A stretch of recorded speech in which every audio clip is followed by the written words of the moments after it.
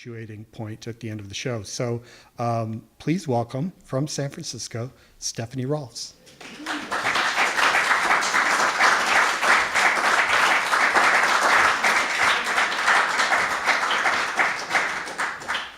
Thank you, John. Get ready for some self-deprecation. So I'll just jump into it. Since I'm from out of town, and obviously I haven't really shown here, I was going to sort of just walk through kind of some things that I've been working on for the past few years, and then at the end there's some random extra stuff. I'm Stephanie Rohlfs. This will be the only text, and I realize it's a lot of text, but this is a book that I came across in grad school that was just like super important to me. I felt like I came into grad school knowing what I wanted to do, and then I was like, oh, now I actually know what I'm interested in. Object-oriented ontology, I sort of condensed this whole book into 2 paragraphs, and then at the bottom, just read that if you want. But just this sort of like idea of deprioritizing the human experience, possibly sort of simultaneously anthropomorphizing other experiences, being honest about the fact that you can't perceive anything except through a human lens. And just this idea that everything exists equally. And I think if you have been upstairs yet, maybe you'll know, like the shelves, the pedestals are as important as the things that are on top of them. And it's not necessarily like a flipping of that relationship, but it's just an equal emphasis of all the things that are happening. So like I said, that's the last text. This is a show, this is called Powers of 10. This is sort of just an installation view of my work. Post-grad school, 2015, working in my living room. I didn't have a studio. My studio mate was Emily's cat. I had just read this book about the equality of all like experiences, and I was like, I'm gonna make all of this cat work. So I made a lot of work for cats. These are also probably like some of the last drawings I showed. So this is what do I point at? Hammock piece. These are all called prototypes, but so it's just this obviously like sculpture that's meant to be used by an animal, meant to be degraded. The non-permanence of objects I think is really important for kind of the way that I approach my studio practice. You'll see the cactuses upstairs, the candles that are designed to melt and look terrible. This is a machine for self-petting, and this machine for spatial modification is, Emily, I measured your cat with a tape measure, and it's like exactly the shape that her cat would make when it would meatloaf on the floor. And it was just sort of like an attempt to, like, what would a sculpture look like if it wasn't designed for a person, but also obviously it is designed for a person. Like, it's human thought, it's human galleries, it's all these things that kind of inform the work, but also like how can you like twist it and turn it on its head a little bit. Some of you may have read my bio and seen that I exhibited in a cheese cube. This is what that looked like. This was a publicly funded project in Manchester in England, and actually, speaking of random curatorial experiences, this is someone who found me on Instagram and just really liked my work and invited me to take place in this kind of send-up of the white gallery cube. So what I did is I installed those cactuses over there, and then there's an interior view. It's probably kind of obvious, but I was thinking of them sort of as glory holes. But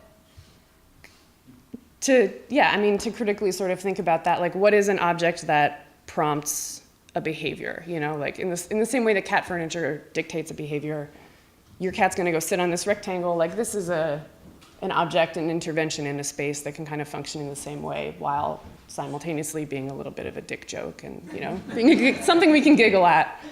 I'm sorry, I'm going to say things like that a lot. So, right on trend. This is pube tube. I think I sort of veered a little bit more towards non-human stuff for a while, and I felt like I needed to be a little bit more honest about being a human, and especially being a woman. There's no way to get around being a female artist. You are a female artist, and just kind of thinking about like what are the parts of that you're not supposed to show, you know? So like obviously pubic hair is not something that like people other than me stand up at podiums and talk about. So it seemed like kind of a funny little intervention, and it's huge. It's like 7 feet wide, like you can lie down inside of it. It's just this big, weird shape. Also, again, a little bit more bodily. I call this piece Family Vacation. I grew up on Long Island. I am based in California now, but I'm a Long Island girl. And when I was in middle school, all of the white girls would go to Jamaica and come back with cornrows. And I didn't like totally understand why that was wrong at the time, but I kind of like felt like it was weird. But so this is kind of that experience of just like the body as the site of something that's not quite right. But also still appealing. Like I've had so many people want to touch these in studio visits and they want to grab them. And I sold a piece like this once and the guy who bought it emailed me to ask if he could change its hairstyle, like if that was part of the piece. And I'm actually like really, I'm interested in that sort of reaction. Like I don't think of this as like a sanctified object that can't be modified, like especially if you own it, what am I gonna do? But this is an awkward transition that I've made, but I wanted to talk about the next show, which was really literally about animal enrichment objects and really about these objects that are designed for non-human consumption. So myself and Sarah Hotchkiss, who's an artist and arts writer in the Bay Area, we worked collaboratively on this show.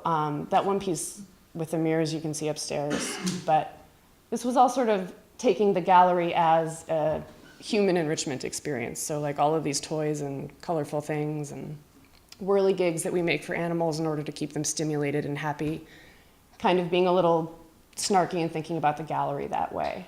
So this is Fake Friend Fascinator. I don't know if anybody here has a pet bird, but there's this really interesting thing where people will buy plastic pet birds for their pet bird to kind of like keep them company, or they'll hang mirrors in the space, or just something to like activate the space and make the creature feel like it's not alone. So it's a little bit sad, but it's also kind of, I don't know if it works or not, but there's something sort of comforting about it also, I think. This is a cage. This is sort of like a human-sized enrichment cage. The long hair there, it always kind of reminded me of that science experiment where the monkey gets electrocuted, you know, but it like wants to snuggle up. Because it's like a cold, harsh sort of environment, but then there's like these comforting, like the sort of pearl necklace. There's a Himalayan salt lick for those of you who kind of swing that way. You can also see that I made a little turd for the corner because it's like, if you're gonna go to the zoo, there's gonna be a turd in the corner. But that's a ceramic piece. This is sort of like a little meta version of the gallery. You can see the gravel we painted around the walls. Those forms on the front are very literally based on just cuttlefish bones that are sort of designed for birds to sit on or play with. There's a small version of the cage. You can't really tell, but there are fish and shrimp in that fish tank to kind of, there's a weird history in like zoos and sort of captive animal spaces of having other animals to entertain the important animals. And fish and birds were something that I saw paired a lot while I was doing research for this. So there would be like a fish tank that was basically just for the amusement of other animals. So kind of riffing on that. That piece at the bottom, that ceramic cactus, it may be a little hard to tell how much work went into that, but that's like 5 years of work because I had to train the cactus around that shape. That's the piece that's upstairs with the sort of floppy cactuses in it, that's the same species. And then it's pierced at the end with a friendship necklace that says, "You're weird for building this," which was the title of that show. And then this is the refreshments that I made for the opening.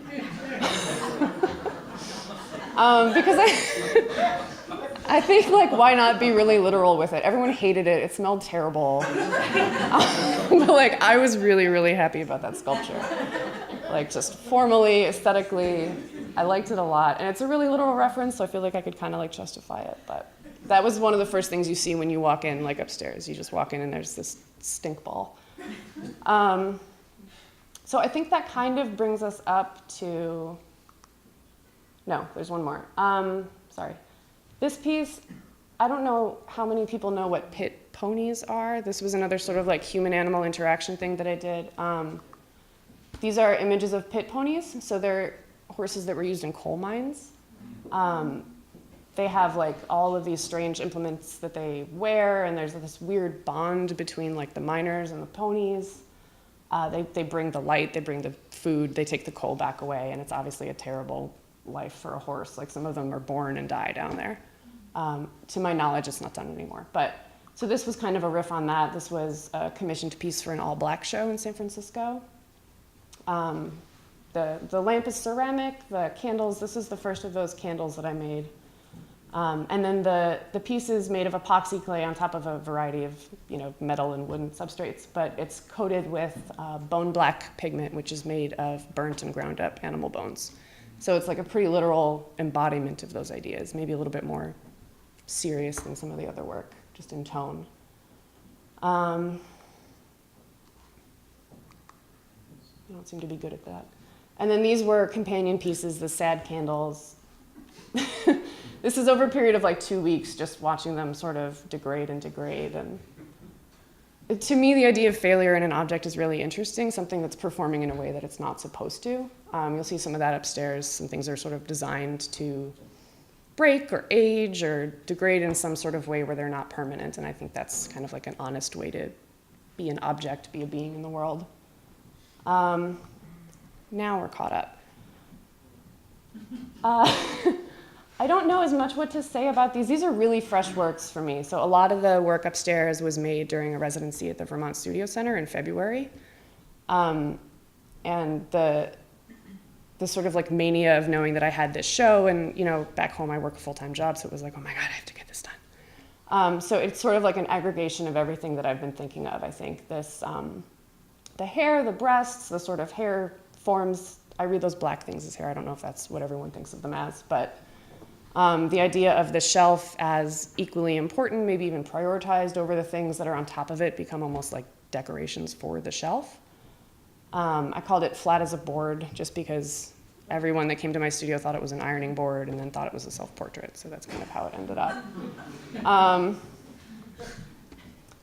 Pierced shelf, again, this sort of idea, it's floating. It's like, is the important part of this sculpture what's on top of the shelf? Is it the shelf? Is it the supports that are holding it up? Just kind of trying to play around with like where the impetus lies on these things. The materials are wood and paint, epoxy clay, glazed ceramic, sad candles in the back there. So if you come back in a month, I don't know if it's going to get warm enough in Buffalo. This might be a California-specific piece, but in theory, they'll flop over.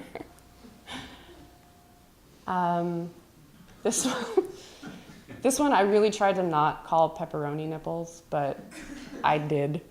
I went over like a lot of different titles, but I just kept coming back to that. It's covered on the back with a fluorescent sort of a day-glow paint that, like, if you get the right angle on it, it kind of hovers and like vibrates against the wall, which I find really satisfying because it's already sort of floating in this weird sort of disorienting way. I can't remember. I think this might be the last slide. I call this piece Skin Trail. This is the only thing that I made during grad school that I would ever show again, basically. It's a catenary arch where the rope is draped and then it's hardened using the epoxy clay. So it's kind of like the form that it takes is inherent to its being upside down.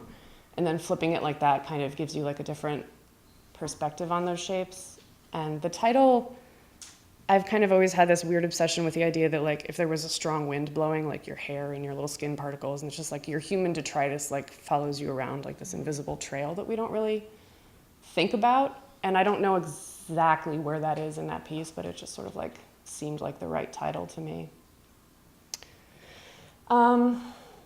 And then because no one is just one thing, I just wanted to touch really quickly on a couple of little side projects that I've been doing. This thing on the left here, these are the booklets that I made. I am the first artist in residence on the moon.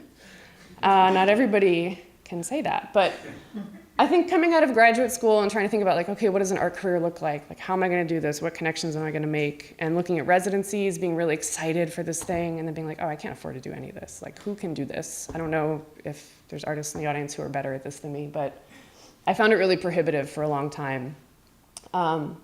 So I bought a $25 pretend plot of land on the moon because it seemed as plausible as doing anything else. And I made booklets. So I was the first one, and there's photos of my like dehydrated ice cream and stuff, and it's real goofy, as I am. But and then I invited other artists in the Bay Area to do one, and what I quickly found out was that also no one else has time to work for free. So it was kind of a project that fizzled out, but it was a project that really led to a lot of connections for me. Sarah Hotchkiss, who I mentioned, we did the animal show together. You're Weird for Building This. That relationship came out of this. So after that kind of fizzled out, I started co-running a gallery, City Limits, in Oakland. I did that for about 2 years. We did a couple of fairs. We had a couple of, proper reviews in magazines and stuff. But for the most part, it was just a way to interact with the community, artist-run space, just to be as loose about curatorial practice as possible and think about what would I want as an artist. And then when it became too difficult to be an artist, be a full-time job person, run a gallery, all this kind of stuff, I sort of stepped back from that. And I live in the Bay Area, so we all have tech jobs because it's the worst to live there. But so I was talking with one of my coworkers who was also a photographer who was having the same struggle, and we were kind of like, what can we do that's not going to take up the time of running a gallery, of painting the walls and all that stuff. And so we just decided to do a little micro grant. And so every couple of months we put some money in a jar, and we, everybody who's having a show can apply. That's the only limitation, is that you have to be having a show.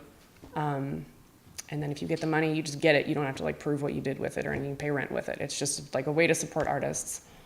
And I'm including that slide because Bonanza was one of the recent awardees, and they're having a show at Beaker right now, and there's a fashion show on Saturday that you should all go to. It's gonna be great. It's gonna look like that. I feel like I'm talking really fast, but I also feel like maybe it's better to just be done quickly. If there's any questions, I'm happy to answer questions, or just grab me upstairs or something, but that's pretty much it for me.